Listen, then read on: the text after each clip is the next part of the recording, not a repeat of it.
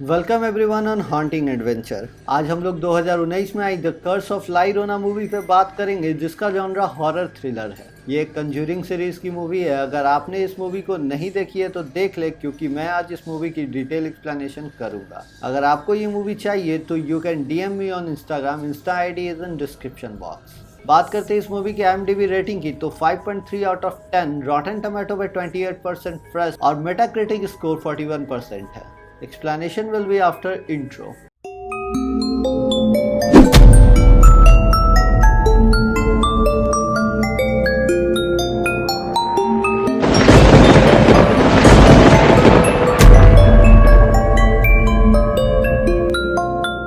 Movie start होती है Mexico 1673 में।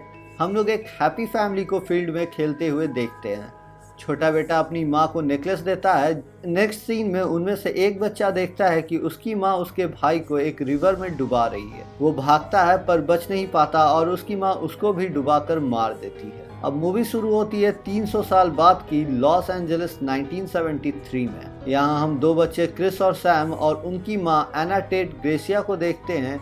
एना एक चाइल्ड प्रोटेक्टिव सर्विस में सोशल वर्कर थी। एना के हस्बैंड पुलिस में थे जो हाल ही में मारे गए। एना को केस मिलती है पैट्रिशिया की, क्योंकि उनके दो बच्चे कई दिनों से स्कूल नहीं जा रहे थे। एना को पता करना था कि वो दोनों बच्चे ठीक हैं या नहीं। अब एना पैट्रिशिया के घर पहुंचती है एक पुलिस ऑफिसर के साथ। एना गौर करती है कि पैट्रिशिया के घर में हर जगह कैंडल्स और पैट्रिशिया के गले में एक की होती है। अब एना एक गेट के पास पहुंचती है जिसपे अजीब सी निशान बने होते हैं और वहीं पैट्रिशिया के दोनों बेटे कार्लोस और थॉमस लॉक होते हैं। अचानक एना को गेट के पास देख पैट्रिशिया एना पे हमला कर देती है। तभी वहाँ पुलिस ऑफिसर आके एना को बचा लेते हैं और यहाँ पैट्रिशिया बार बार कह रही थी कि उस गेट को बंद रहने दो, बस आज रात के लिए। एना गेट खोलती है और उन बच्चों का कहना था कि उनको उसी रूम में रहने दिया जाए, तभी वो सेफ रहेंगे। अब एना को ये बात समझ नहीं आती और वो कार्लोस और थॉमस को चाइल्ड वेलफेयर सेंटर में ले जाती है।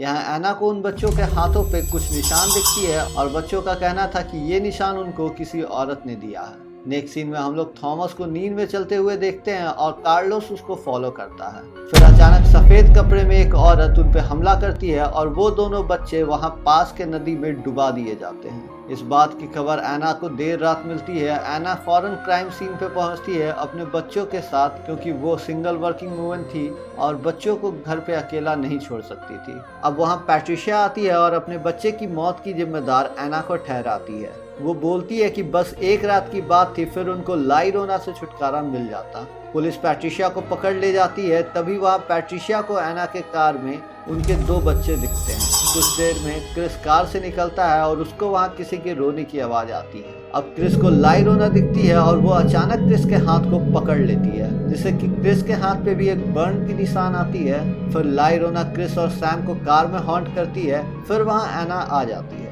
अगले दिन हम फॉर्मर प्रीस्ट राफेल ओलिवेरा को देखते हैं, जो प्रीस्टहुड छोड़ के एक फेथ हीलर और शमन बन चुके थे। ये अब स्पिरिट पे रिसर्च वगैरह करते थे और झाड़ फूक भी करते थे। अब हम एना को फादर पेरेस के साथ देखते हैं। फादर पेरेस को हम लोग ने एनाबेल मूवी में देखा है, जो एनाबेल डॉल को चर्च में रखने ले जाते हैं। फादर पेरेस ही शो करते हैं कि la llorona is connected with Conjuring universe. Father Perez Anna को ला llorona की पास्ट बताते हैं, जो कुछ इस तरह था।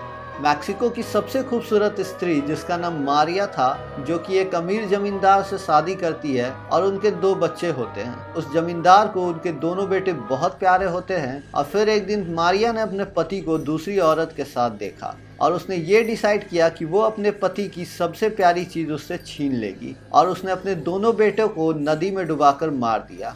अब मारिया को रियलाइज़ होता है कि उसने गलती की थी और वो भी उस नदी में कूदकर अपनी जान दे देती है। अब जलन और नफरत से भरी वो एक कर्स्ड स्पिरिट बन गई थी और दूसरों के बच्चों को मार रही थी, इस उम्मीद में कि उसके बच्चे जिंदा हो जाएं। नेक्स्ट सीन में हम लोग सैम को देखते हैं, जो कि ला llorona को इनकाउंटर करती है अपने छाते के थ्रू। अचानक ला llorona सैम के हाथों को पकड़ती है, जिससे कि सैम के हाथों पे भी सेम बर्न मार्क्स होता है। बेसिकली ये निशान एक टाइप का मार्क है, जिससे ये पता चलता है कि ला llorona अब इन पे अटैक करने वाली है। वो बर्न मार्क्स एना भी देखती है, जिसपे सैम कहती है कि वो गिर गई थी। फिर हम राफेल को देखते हैं, जो पैट्रिशिया के घर कुछ चिपचिपी सी पदार्थ इकट्ठा कर रहा था। वो पदार्थ कुछ और नहीं, ला llorona के आंसू होते हैं। अब एना पैट्रिशिया की केस फाइल देख रही थी जिसमें एना को वही निशान थॉमस के हाथ पे दिखता है।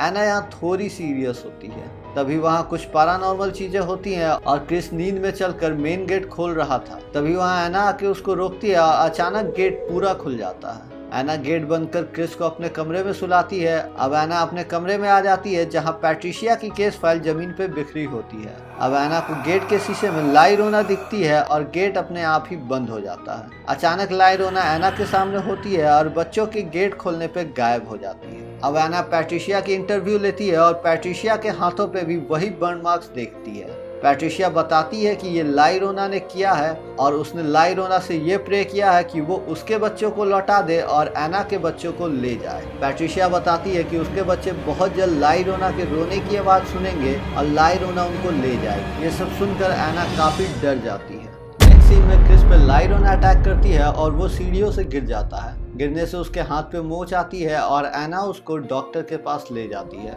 अब डॉक्टर यहाँ गौर करता है कि इन दोनों बच्चों के हाथ पे बिल्कुल सेम जलने के निशान हैं। ये देखकर डॉक्टर चाइल्ड वेलफेयर वालों को कॉल करता है, जिससे कि एना के ऑफिस से ही एक लेडी आती है कूपर नाम के ऑफिसर के साथ। इनके जाने के बाद एना क्रिस से उन बर्न मार्क्स के पीछे की सच्चाई पूछती है, जिसपे क्रिस बताता है कि वो निशान उनको व्हाइट ड्रेस वुमेन ने दिया है और वो उनको मारना चाहती है अपने बच्चों के लिए। अब एना कहती है कि उसको क्रिस पे यकीन है। तभी इधर सैम को लाइरोना बाथटब में डुबाने की कोशिश करती है। समय रहते वहाँ एना आके उसको बचा लेती है और तभी एना पे भी लाइरोना वो बर्न मार्क्स छोड़ देती है, जिसका मतलब था कि अब वो भी शिकार होने वाली है। अब तीनों सीधा चर्च जाते हैं जहाँ फादर पेरेज एना को राफेल के पास जाने की सलाह देते हैं, जो कि एक तांत्रिक उपचारी भी है, जिसके बारे में मैंने आप लोगों को कुछ देर पहले बताया था।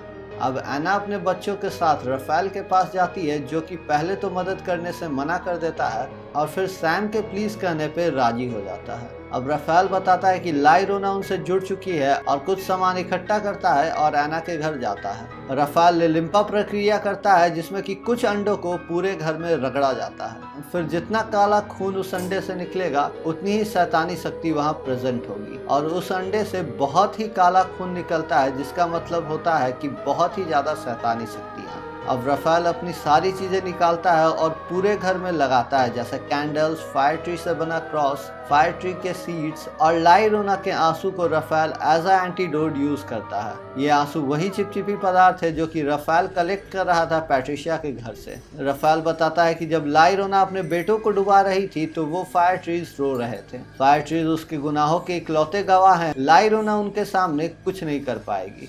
अब ये लोग चारों तरफ कैंडल्स जला के बीच में बैठ जाते हैं। तभी वहाँ लाइरोना आती है और बच्चों को ढूंढती है। बच्चों को ना पाकर लाइरोना चिल्लाती है, जिससे कि कैंडल्स बुझ जाते हैं। अचानक से लाइरोना एना को उठाकर दूर पटक देती है। बच्चे एक टेबल के नीचे छुप जाते हैं। अब लाइरोना क्रिस पे अटैक करती है और उसको घर के बाहर घसीटती है, पर सही समय पर राफेल क्रिस का हाथ पकड़ लेते हैं और लाइरोना को घर के बाहर करके घर के गेट पे फायर सीट से एक लाइन बनाते हैं, जिससे कि लाइरोना घर में नहीं आ पाती है। अब हम यहाँ देखते हैं कि राफेल बच्चों के पास ना जाके अंधेरे में चले जाते हैं ताकि वो लाइरोना को इनकाउंटर कर सके। एक तरफ से राफेल इन सभी का इस्तेमाल करते हैं ताकि वो लाइरोना को इनके घर से बाहर निकाल सके, जिसमें कि इनकी ही भलाई थी। अब लाइरोना घर में घुसने की जी तोड़ कोशिश करती है। तभी सैम को उसकी डॉल मिस्टी घर के बाहर गिरी दिखती है। अब सैम उस डॉल को उठा के भागती है। तभी उससे गलती से फायर सीट वाली लाइन टूट जाती है। लाइन टूटते ही लाइरोना सैम और एना को स्विमिंग पूल में डुबाने लगती है।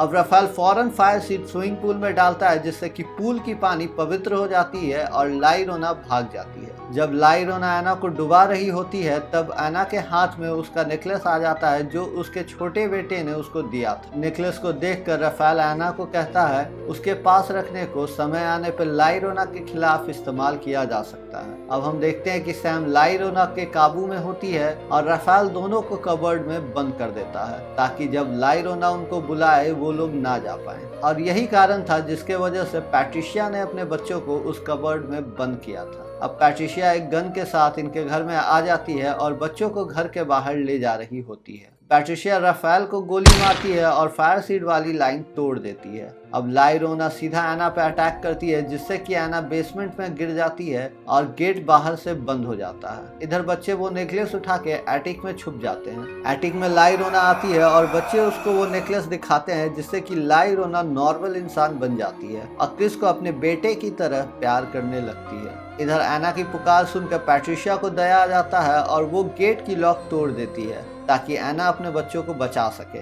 इधर सैम के हाथ से पीछे रखा शीशे का पर्दा गिर जाता है और ला इरोना अपने चेहरा देखकर फिर से बच्चों पे हमला करने लगती है। तभी वहां राफेल और एना आ जाते हैं और एना ला इरोना के सीने में फायर सीट से बना क्रॉस डाल देती है, जिससे कि वहां ला इरोना तिनकों में बिखर जाती है। अब एना और दोनों बच्चे राफेल को धन्यवाद देते हैं। मूवी के लास्ट सीन में हम लोग पडल्स ऑफ टीयर देखते हैं और ये चीज़ एना भी गौर करती है। इसका मतलब है कि ला इरोना अभी पूरी तरह ख़त्म नहीं हुई है और हम लोगों को कंज्यूरिंग यूनिवर्स में इसका सीक्वल देखने को मिल सकता है। इस मूवी की कंज्यूरिंग यूनिवर्स से लिंक सही दिखाया गया है फादर पेरेज के जरिए, और फादर पेरेज एनाबेल वाली घटना भी बताते हैं एना को, जिससे कि डायरेक्ट लिंक बनता है ला इरोना का कंज्यूरिंग यूनिवर्स। मूवी में जंप स्केयर्स काफ़ी अच्छे हैं जो आपको इंटरटेन करेगी। अगर आपको ये मूवी चाहिए तो आप लोग मुझे इंस्टा पे DM और फॉलो करें। Thank you for being here till now. If you like this video, do comment, like, share and subscribe this channel for more Conjuring Universe video.